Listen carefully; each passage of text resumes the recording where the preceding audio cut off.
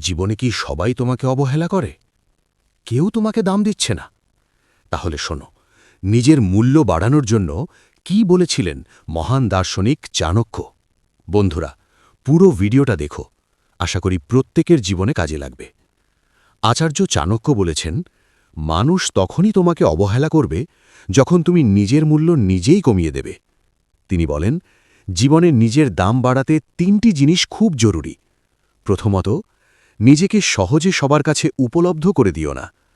যে মানুষ সব সময় সবার জন্য থাকে, মানুষ ধীরে ধীরে তার মূল্য ভুলে যায়। দ্বিতীয়ত, নিজের জ্ঞান ও দক্ষতা বাড়াও, কারণ জ্ঞানী ও যোগ্য মানুষকে পৃথিবী নিজেই সম্মান দেয়।